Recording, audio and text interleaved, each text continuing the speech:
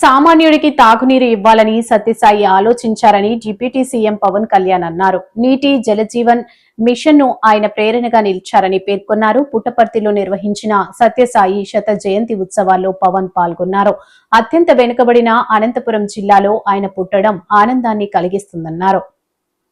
అలాగే తన అపారమైన అనుభవంతో రాష్ట్రాన్ని సమర్థవంతంగా నడిపిస్తున్న నాయకులు గౌరవ ముఖ్యమంత్రి శ్రీ చంద్రబాబు నాయుడు గారికి, భారతరత్న శ్రీ సచిన్ టెండూల్కర్ గారికి, శ్రీమతి ఐశ్వర్య రాయ్ బచ్చన్ గారికి, సోదరులు నారా లోకేష్ గారికి, వేదికపైన ఆసీనులైన ప్రతి ఒక్కరికి, మంత్రివర్గానికి, బాబా గారు మహాసమాధి అయిన తర్వాత దాన్ని సమర్థవంతంగా నడిపిస్తున్న శ్రీ రత్నాకర్ గారికి, ప్రతి ఒక్కరికి పేరు పేరున నా హృదయపూర్వక నమస్కారం.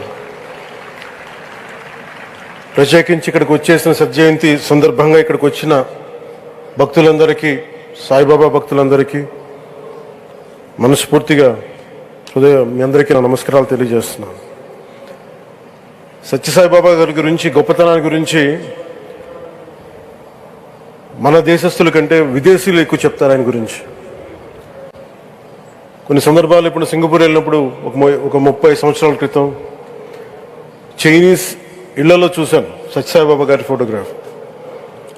అలాగే ఒక హాలీవుడ్ యాక్టర్ స్టీవెన్ సిగాల్ అని చాలా సంవత్సరాల క్రితం, దాంట్లో క్లోజ్ టు ఒక 20 సంవత్సరాల క్రితం అనుకుంటా, చిరంజీవి గారిని ప్రత్యేకించి అడిగి, మా అన్నయ్య చిరంజీవి గారిని ప్రత్యేకించి అడిగి నేను బాబా గారిని కలవాలి అని చెప్పి ఇక్కడ బెంగళూరులో ల్యాండ్ అయ్యాను. ఇక్కడ ఫ్లైట్కి ఆయనకు వచ్చి ఆశీర్వాదాలు తీసుకున్నది నాకు చాలా ఆశ్చర్యం కలిగేది.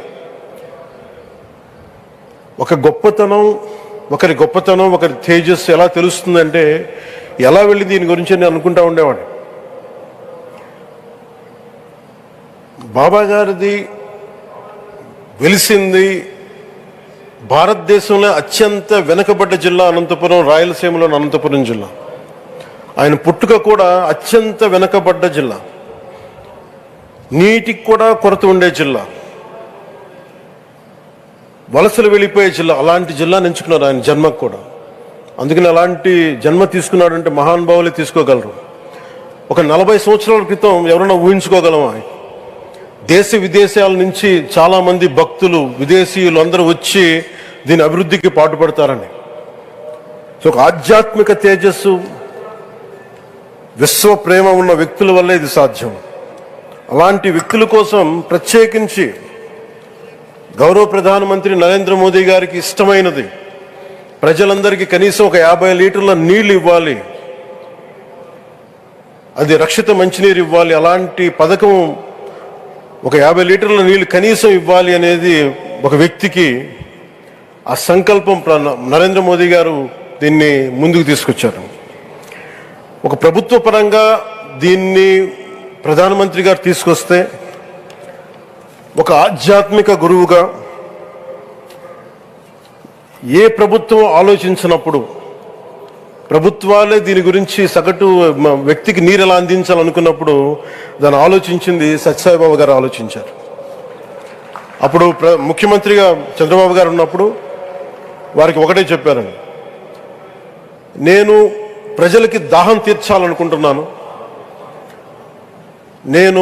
నాకు తెలిసిన భక్తులు, ఒక భక్తులు, ఒక ఆయన సింగిల్ హ్యాండెడ్గా 400 crores 400 కోట్ల రూపాయలు ఈ పథకానికి, సత్యసాయి ఈ పథకానికి ఇస్తాను, దాహం తీర్చే పథకానికి ఇస్తాను అంటే, దానికి ఆ రోజున ప్రత్యేకించి అలాంటి పర్మిషన్స్కి వీటికి కొంచెం కష్టాలు ఉన్నప్పుడు గౌరవ ముఖ్యమంత్రి నారా చంద్రబాబు నాయుడు గారు వీటికి అండగా ఉండి ఈ సత్యసాయి, ఈ దాహం తీర్చే ఈ పథకానికి, అంటే మనం చెప్పాలంటే జల్ జీవన్ మిషన్ అంకురం సాయిబాబా గారు చేశారు ఇక్కడ.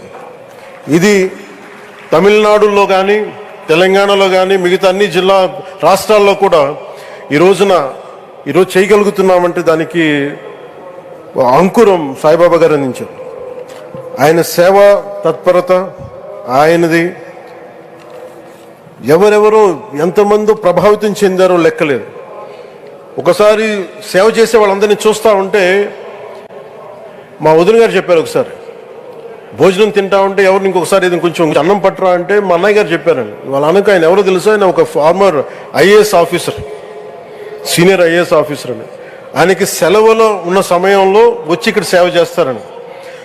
ప్రత్యేకించి ఒక వ్యక్తి, ఒక మహానుభావుడు ఎంతమందిని ప్రభావితం చేయగలిగారంటే, ఐఏఎస్లు కావచ్చు, మన ఈ రోజున సచిన్ టెండూల్కర్ గారు కావచ్చు, వేదిక పైన మహానుభావులు ఎందరో కావచ్చు, వీళ్ళందరినీ ప్రభావితం చేసే ఒక అరుదైన ఆధ్యాత్మిక శక్తి మన భారతదేశంలో, మన అనంతపురంలో, మన ఆంధ్ర రాష్ట్రంలో ప్రపంచానికి వెలుగులిచ్చే ఒక మహా వ్యక్తి పుట్టడం, ఆయన శత జయంతి సందర్భంగా ఇక్కడ మనందరం ఏకం కావడం చాలా ప్రత్యేకమైన ఆనందాన్ని కలిగించింది. ఆయన సేవా తత్పరతని, స్ఫూర్తిని మున్ముందు మేమందరం కొనసాగిస్తాం.